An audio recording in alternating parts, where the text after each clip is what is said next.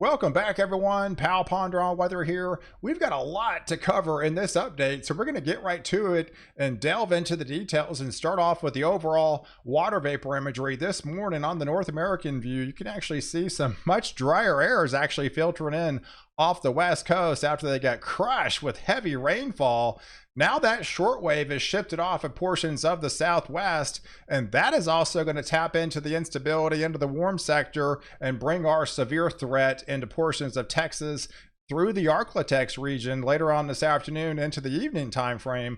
But just to the northwest of there, we do have another bona fide low pressure center gonna be forming, and that's going to set the stage for a significant winter storm as this moves across portions of the upper Midwest through portions of the Great Lakes. Let's take a look at some of that low pressure center forming this morning down to a 996 millibar, where the snow's really flying into portions of Colorado. That just extends into portions of Nebraska, and that shifts off into northwestern portions of Iowa, gets through central Minnesota again with more snow for them, and that will set the banding across portions of the upper Great Lakes where we do have a significant snowstorm. So let's break this thing down for you from the 16th through the 18th time frame. We are looking at some heavy snows going to be setting up across portions of central Nebraska.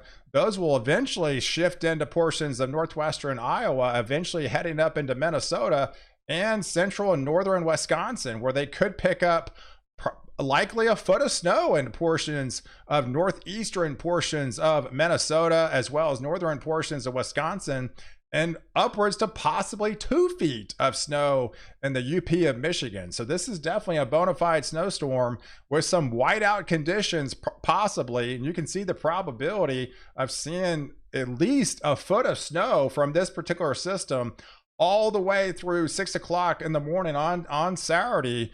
But we also have a bona fide storm, severe threat today. So we do have an enhanced risk in place across portions of Dallas, all of North Texas, southeastern Oklahoma, as well as in through the Arklatex. We do have a tornado risk, but the main threat with this particular system, at least in the beginning stages, is going to be a very large hail threat across much of North Texas, hail sizes up to egg size potentially in these areas with these supercell thunderstorms, and also a damaging wind threat where I think it's going to form into a squall line into the evening hours and eventually probably be undercut by a strong cold front as we get deeper into the nighttime hours.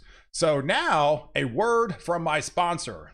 Factor helps you avoid takeout and ordering in with delicious, nutritious food that's ready quickly. Factor's chef-prepared meals makes it easy to eat well, so you never have to opt out for something that isn't good for you. Factor meals arrive pre-prepared and ready to eat in 2 minutes, which is perfect for any busy lifestyle.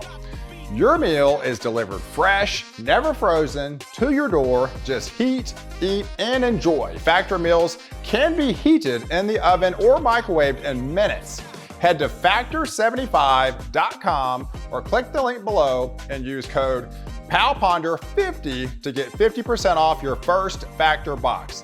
Factor cuts down on all grocery trips and cooking, so there's more time for my favorite outdoor activities like running and spending time with my family. Factor has so many nutritious options for keeping my fridge well stocked, like smoothies, juices, perfect for easy snacking. Head to factor75.com and click the link below and use code PALPONDER50 to get 50% off your first Factor box.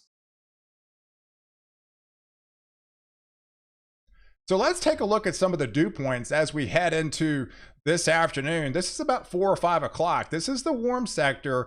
This is down here in portions of North Texas as well as Central Texas, where we do see the dew points elevating all the way in the middle 60s. So that's plenty of moisture. You typically need about 55 to tap into a severe risk, or that's plenty of moisture to feed these storms as this cold front will be trailing in from the northwest side. So we do see a small window, probably starting around 3-4 o'clock, where we should start to see initiation of storms. So if we take a look at some of the updrafts, these are fairly significant. So these are trying to give you the probability of the highest areas of concern where you do have those more significant updrafts causing large hail possibilities and a potential for tornadoes right here in southeastern portions of Oklahoma, getting into North Texas, especially in the Northeast Texas through the Arklatex region.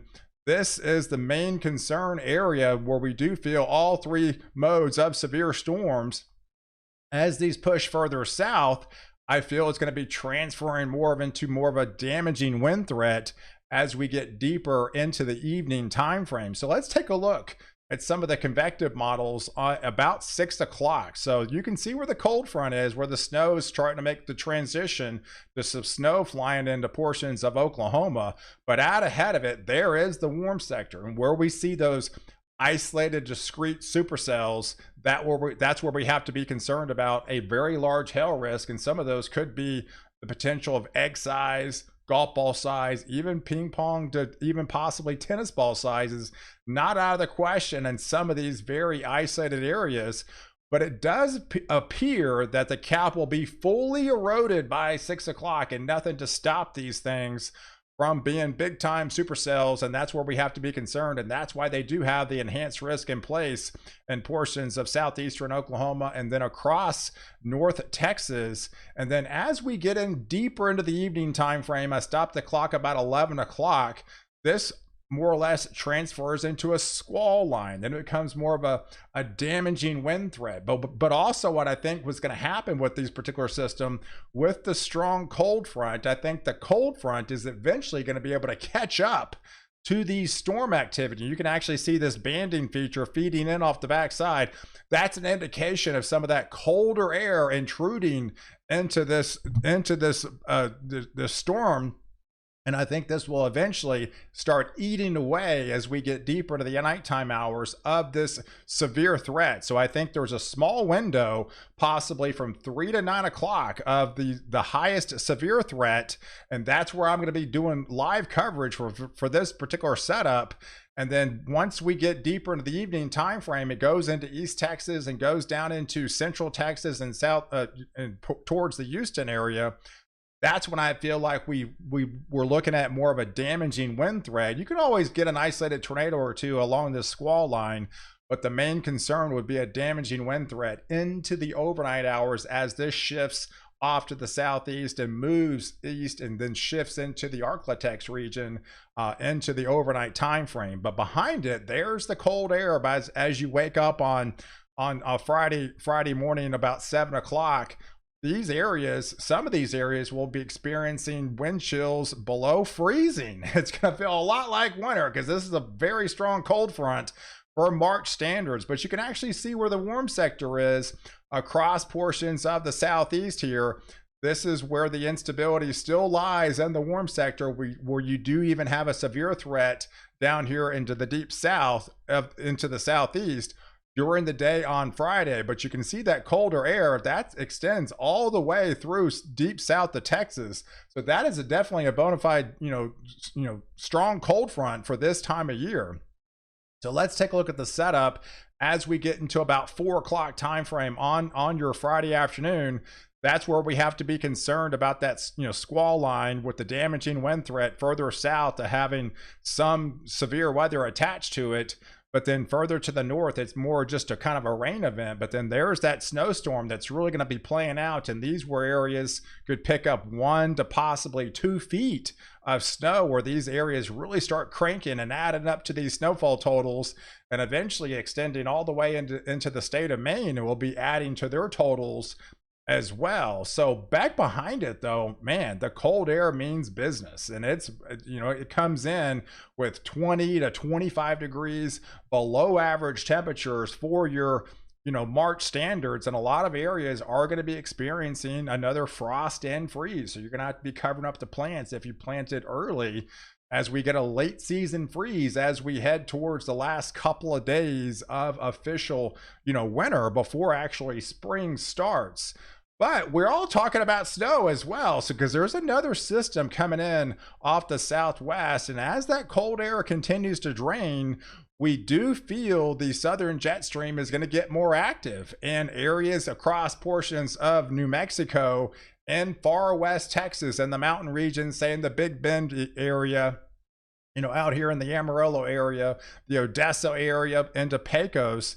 Yeah, it's not out of the question. You could be looking at some snow flying out of this deal, getting into Sunday, going into Monday morning. In fact, the National Weather Service has already highlighted this in the Odessa Midland area, where they're going to be looking at a rain snow mix. So I think it's all snow into portions of the Texas Panhandle, far west Texas, those places into the Davis Mountains, into the Big Bend area, heading into, taking advantage of, the morning time frame where it's going to be possibly more snow.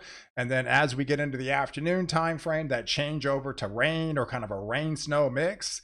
And then once the temperatures drop again, towards the evening time frame, then it transfers into more of a snow threat. You got to remember, these are elevated areas out here. The Davis Mountains get upwards to 6,000 to 7,000 feet. And back here into Odessa, there are several thousand feet as well. So it's definitely not out of the question. These areas could be seeing some snowflakes flying, and probably going to be issuing some winter weather advisories, at least for these areas, as we get closer to this particular setup. But yeah, there's the colder air continue to drain down, as with more freezes all the way down into portions of the southern plains, as well as into the southeast. You can see the 20s extended all the way down into Oklahoma, through Arkansas, through portions of the Tennessee Valley, getting into Kentucky here.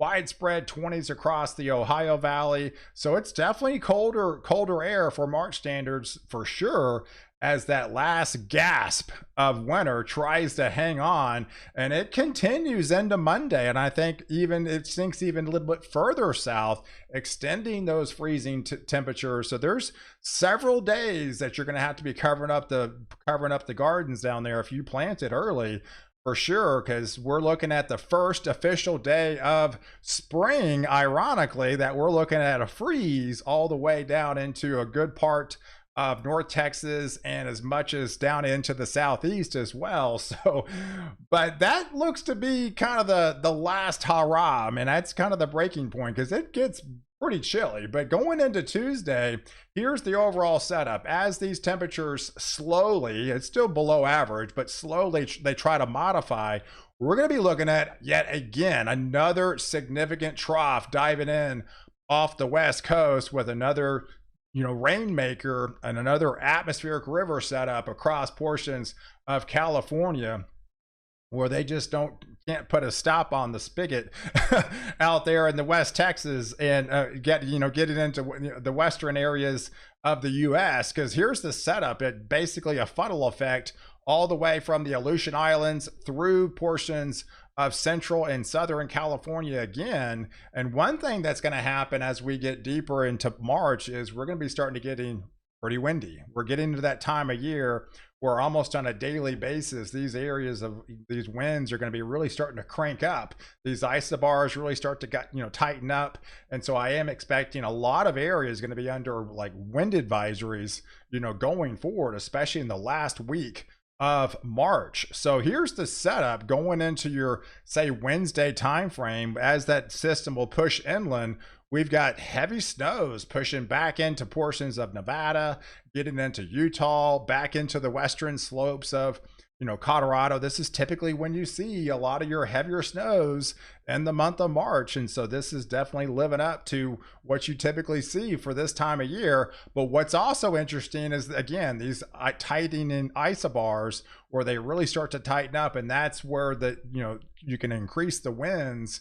And then that's where we're probably going to be seeing a lot of wind advisories take shape. So here's the breakdown going into, say, the last week of March. So yes, some of the colder air tries to modify, but it really keeps hanging on, where much of these areas out west have really seen a well below average March, because you've been below average for pretty much almost the entire month. So you're listing, and probably one of the top 10's coldest marches on record out here for a good, especially Nevada here, is you've been predominantly cold. But from the 23rd to the 29th, you're definitely looking at well below average temperatures for this area that's actually circled. And then there's the winds across the middle of the country, looking at in that same time frame from the 23rd to the 29th time frame, that we're going to have to be looking at some higher winds as well. And then there's the rain will be shifting out again. The southern jet stream will become more active,